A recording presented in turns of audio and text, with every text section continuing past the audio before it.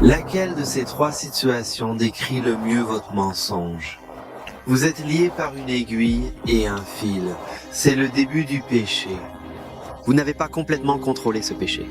Ce péché vous a pris le contrôle, mais jusqu'à présent, vous n'êtes impliqué que dans le numéro 2, et cette ligne est maintenant devenue la ligne. Maintenant, tu es accro. Ce n'est pas si facile de briser cet accord péché maintenant. Vous avez trop joué avec ce péché, et maintenant voilà la vérité. Vous êtes emmêlé, ou 3, la corde est devenue une corde.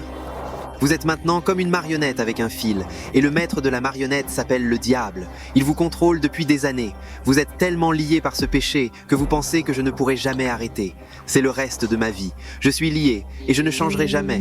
Peu importe que vous soyez numéro 1 ou 3e, il y a quelque chose que je veux que vous sachiez. Il n'y a pas de quantité sûre de péché. Il est impossible de jouer avec le péché sans être lié. Le péché finira par vous emmêler et vous empêcher de ne plus jamais bouger. Comme une araignée veuve noire dans une toile, le péché attend de sucer votre vie, de l'envelopper dans sa toile et de vous garder là pour toujours. Voilà ce que dit la Bible.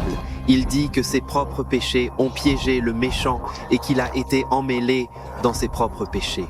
Un instant, je vais vous demander de mettre en pause la vidéo et d'écrire la réponse à la question que je vais vous poser maintenant dans la zone de commentaires. Maintenant, c'est à vous.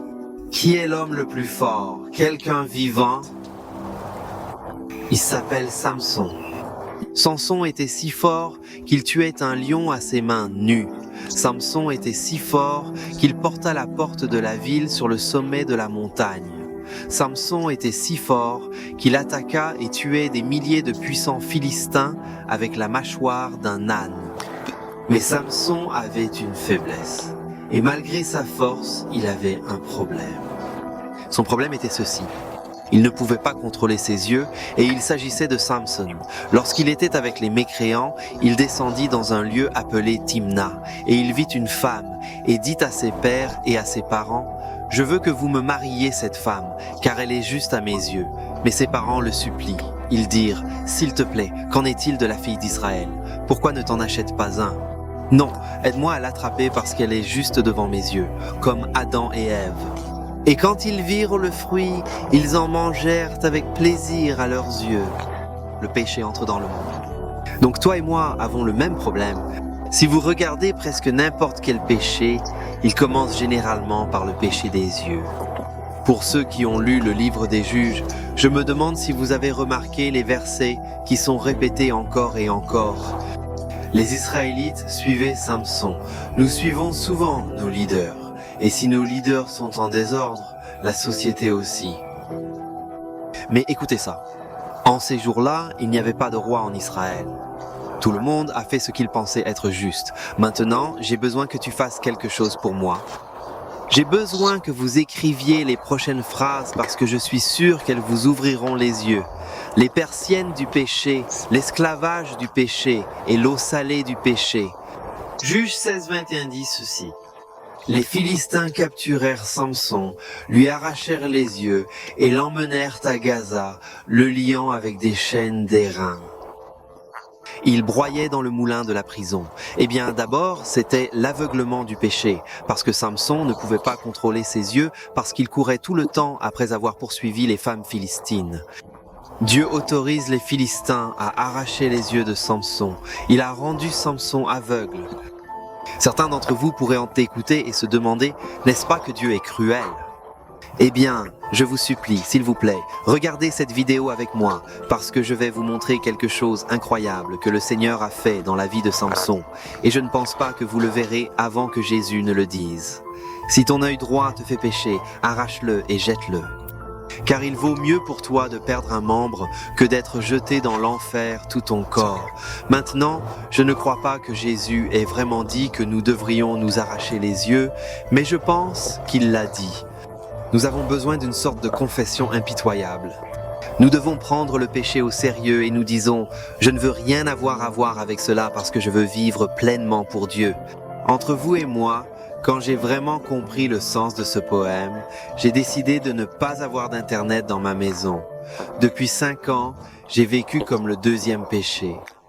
Je crois qu'un des plus grands mythes de la Bible est que Samson est souvent représenté même en bande dessinée, avec des muscles énormes comme Arnold Schwarzenegger.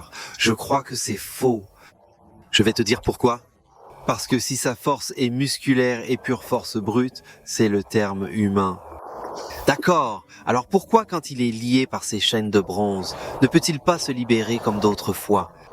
Je pense qu'il était peut-être une personne de taille moyenne, peut-être quelqu'un comme moi.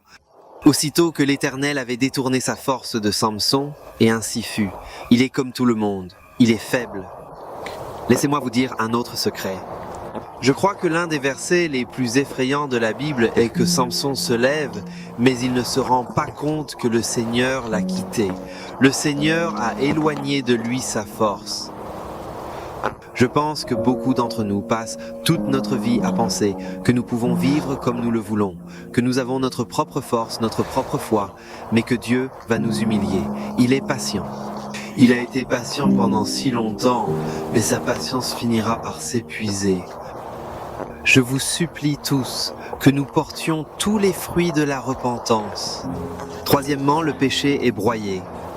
Il y a un mensonge qui vient directement des profondeurs de l'enfer. Voilà ce qui se passe.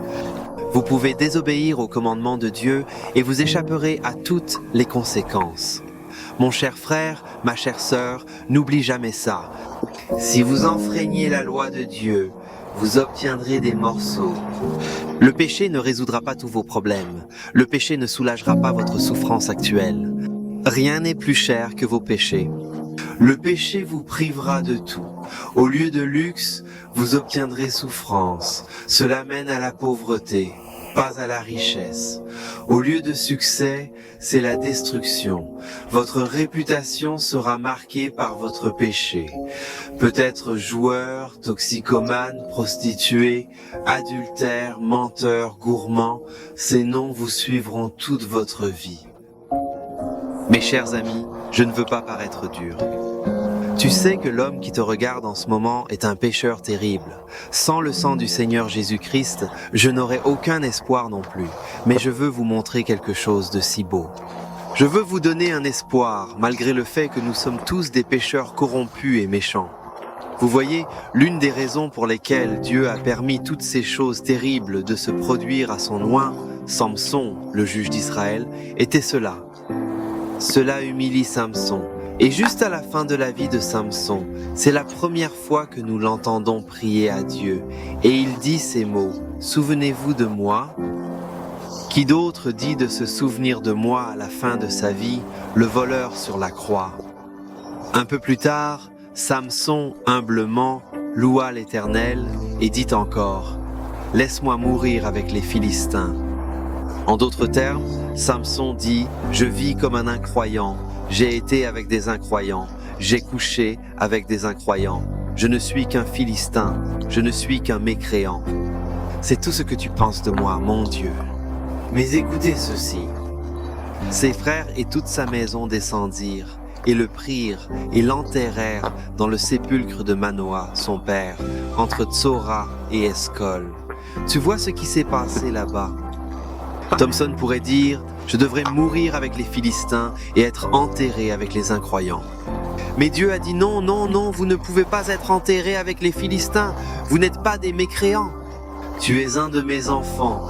Tu retourneras en Israël et tu seras enterré avec mes enfants. » Alors comment cela s'intègre-t-il dans nos vies? Nous avons vraiment échoué, causé du désordre. Mais je crois que Dieu est miséricordieux. Nous pouvons regarder notre propre vie et penser que je ne suis rien d'autre qu'un incroyant, mais il y a de l'espoir parce que Jésus-Christ est mort pour les pécheurs. C'est ce que dit la Bible. Celui qui pêche est un esclave du péché. Si nous commettons ces péchés encore et encore, nous ne sommes rien d'autre qu'un esclave. C'est ce que dit la Bible. Ceux qui sont libres au coucher du soleil seront vraiment libres. Alors sachez que si vous croyez en le Seigneur Jésus-Christ, vous pouvez obtenir la liberté que personne dans le monde n'a, sauf les chrétiens, parce que Jésus est ressuscité des morts. Le péché n'a aucun pouvoir sur vous. Le diable ne peut plus te contrôler. Ainsi, quand la tentation entre dans votre chemin, vous savez que vous n'avez pas à y céder. La Bible nous promet que Dieu ne mettra pas la tentation trop grande pour que nous ne puissions la surmonter. Dans le Seigneur Jésus-Christ, nous sommes plus que des conquérants. C'est pourquoi je fais cette vidéo aujourd'hui et je demande à chacun de nous de vivre une vie triomphante. Je fais des gâchis parfois, vous faites des gâchis parfois, mais nous avons un Sauveur qui est miséricordieux, aimant et capable de nous éloigner de la tentation. Une dernière chose avant de partir. Vous souvenez-vous au début de la vidéo où je vous ai montré 3 types différents de personnes liées à différents péchés ? Eh bien, il y a un accord qui est le meilleur, et c'est l'accord invisible, ce qui signifie que vous n'avez jamais mis les pieds dans ce péché.